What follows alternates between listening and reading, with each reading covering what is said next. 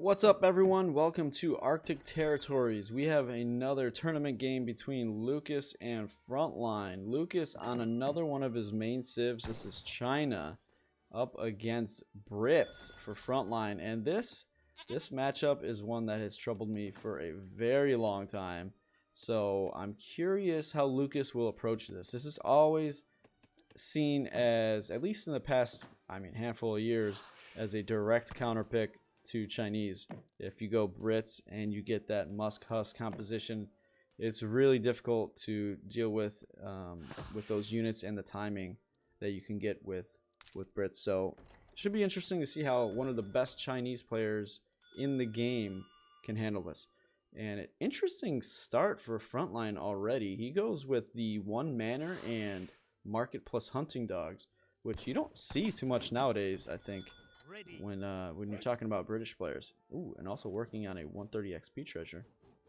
Does he know that China is over here? And he does not. So that, if he can take that, that'd be really nice. He's working on another XP treasure over here as well. Let's take a look at his deck. 3 Vills, and it's the only age 1 card. We have Advanced Arsenal, which is interesting. So I think this is definitely going to be some age 2 play. And the resource crates as well. Military shipments, pretty standard. The Musk Husk cards that you want as well. So totally expect that. But yeah, usually with Brits, you see either a TP start nowadays, plus 1 manor, or you see the double manor. So interesting. I like it. I probably most of the time would do that myself. Well, back in the day. Now that you don't start with any coin, it can be tough to do that. But he must have had a treasure around his base, which I believe is the case on this map most of the time. But yeah, nice XP treasures early on. That'll help his timing a little bit. Let's take a look. Oh, there it is. Okay, so the first card is T Export from Lucas. He did go with the trade post and the 1 village, which is standard now for Chinese, and also going with the French consulate, which is going to give 400 food crates right about now. He needs a couple more export for it, actually.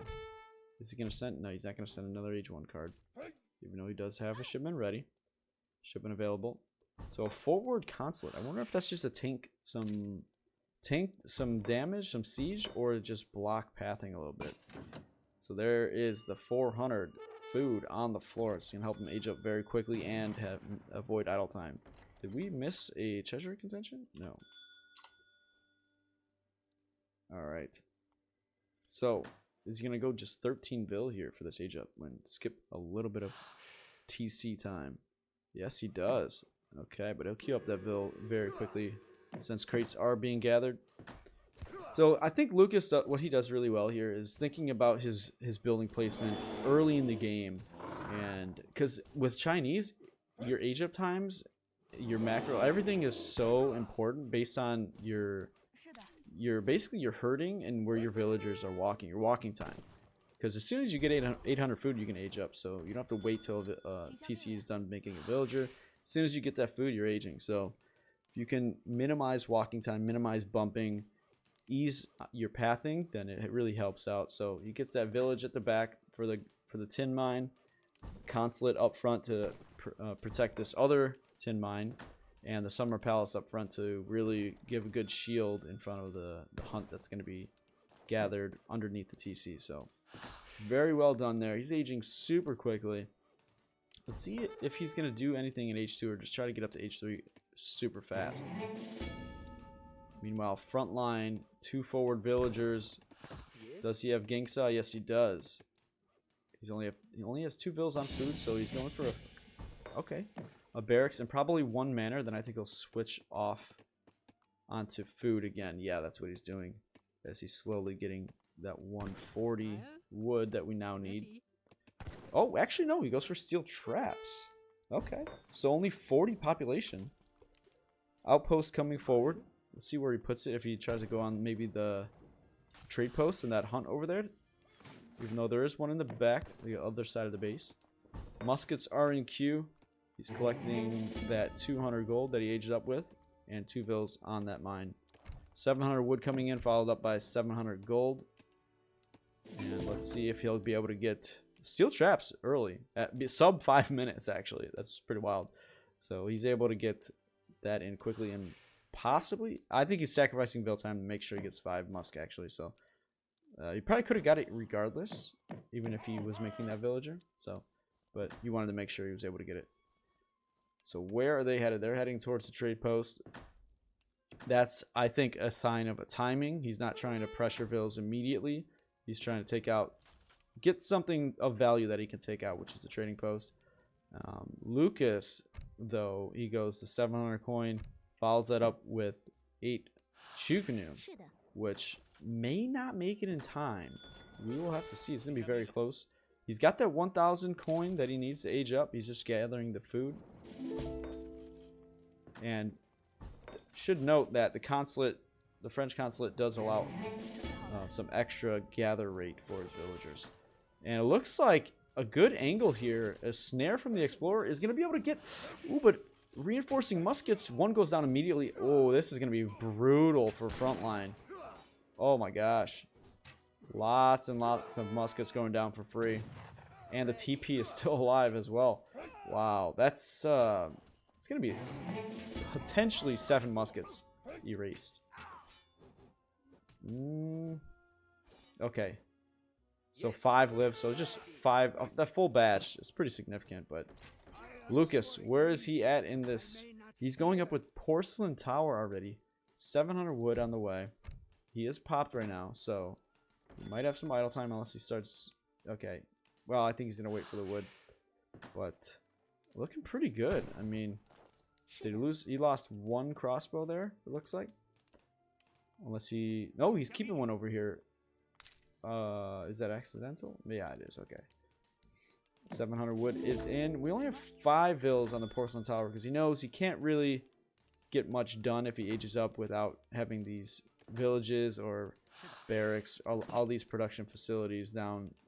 So he's not hurrying up too much, though he would get some extra value from the Porcelain Tower being up early.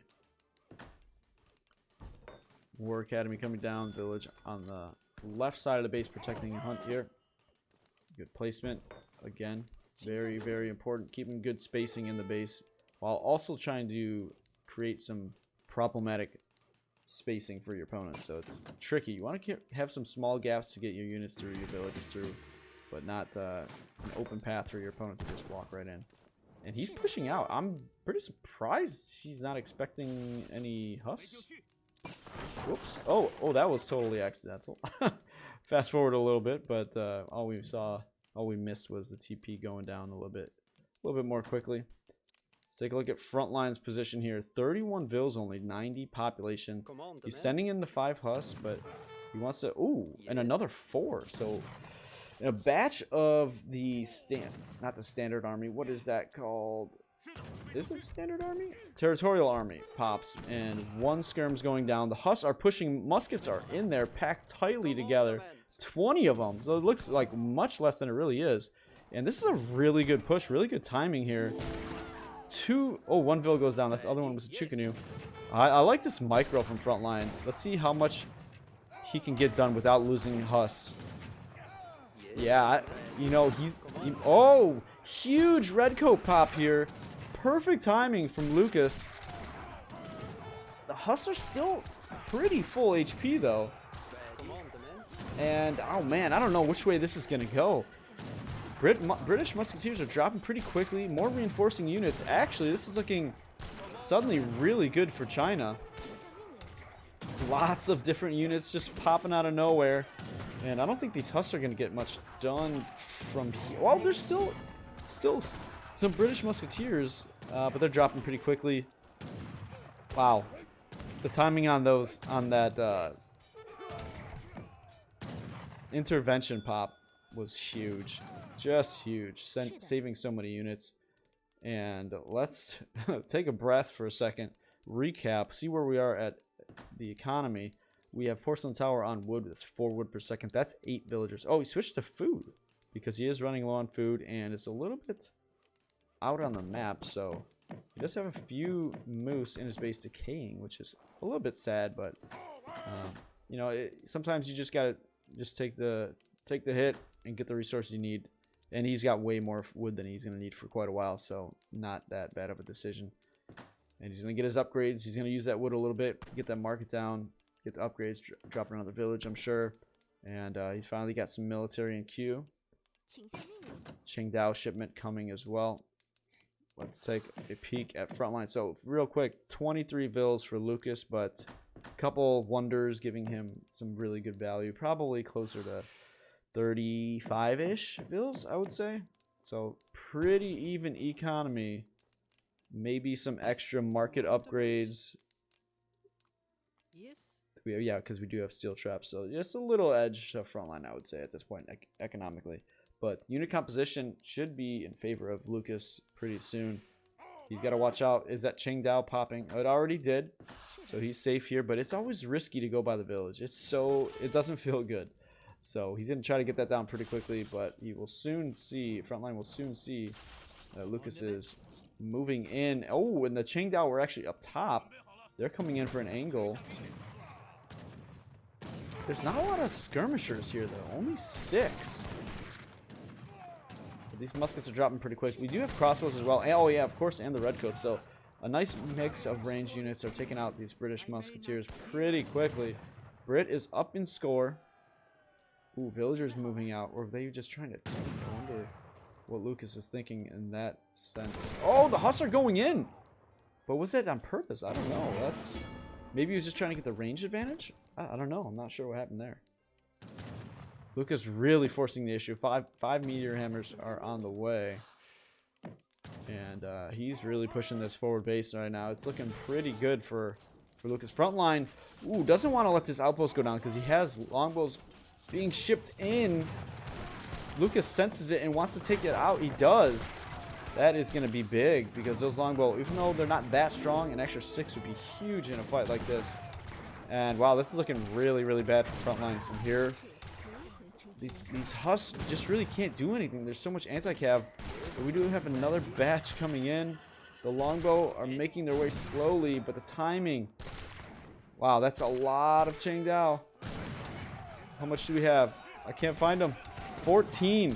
And that's going to be tough to micro for frontline. So, ooh, I don't know. Some really good splits here with these cav up front, though. Meteor hammers showing themselves. They're going to have a huge impact on this fight. Longbow are here, but what is going to defend them from the meteors? Wow, I think... Oh, a quick wall! That's what's going to defend them. But we have closing in Qingdao along with the meteor hammers. It's looking pretty rough for frontline here, even though he did some really smart tactics here. Really baiting these Qingdao, trying to take them out with the longbow and muskets as quickly as he can. Oh, there's just so many units for Lucas. I don't know. And the reinforcements, I'm sure, are coming. You have a batch of Forbidden Army. Yeah, the military is just falling apart for frontline here. He's got some batches in queue, but look at all these different... You have pikemen, you have skirmishers, you have meteor hammers, you have musketeers. It's all types of units to make it hell to deal with for his opponent, and a nice batch of cav. Huss trying to get a raid in, but they're not really going to get much done. Villages are always a safe place for the Chinese vills. Finally, cav HP coming in for frontline. Oh, wow, some really good micro there. Able to get at least one. Holy cow. Oh, is he able to block another one? No, not quite. Does get a vill, but that's about it. 42 vills for frontline. Lucas at 28 plus his wonders, so pretty even economy. Barracks coming down for frontline on the right side of his base, but I feel like at this point it might be too late to catch up in military mass. And these Huss trying to get another raid, but Qingdao catching them, losing. Is he gonna fight? Looks like he's gonna fight this, but we have cavalry coming in from China, so these Huss are not gonna get away. Yeah, it's snared by the meteor hammer. He'll have to drop that one Huss if he wants to get away, unless he's trying to intercept. I still don't know if that's even a good fight. Yeah, he's just escaping. He's getting out of there. Oh, see, that man. When you see that from China, in certain situations, that's pretty much the nail in the coffin. Manchu coming, and that is usually the thing that you dread the most if you're the opponent, because you're banking on Huss doing upgraded Hussar doing a good job against the mixed army. Maybe the Qing down fall quickly. Maybe you can micro the Qing down and get them out and get them killed. But man, when you see that Manchu, that's gonna hurt. That's gonna, I think, really be the end of this game. Lucas pretty significantly ahead in score at this point, and probably a lot of walking time in the future, near future for Frontline, because he's gonna have to go over to this hunt. This one's gonna run out, not really soon, but I mean, when you have so many villagers with steel traps, it goes pretty quick. But here we go. Lucas has found the economy, found the barracks, and here we go. If this was the entire army that Lucas had, maybe Frontline would have a chance. Even still, I don't know. But here we go. You have the Manchu showing their face, and I expect a very quick GG in the next couple seconds, and there it is. Yeah, the Manchu really clinching it there. Very well done by Lucas. I'm going to go to post game here just to clear these voices because they're a little bit loud for me. And really well played by Lucas. This is always a matchup that's really tricky for the Chinese player, and Lucas played it. I mean, he made it look really easy, honestly.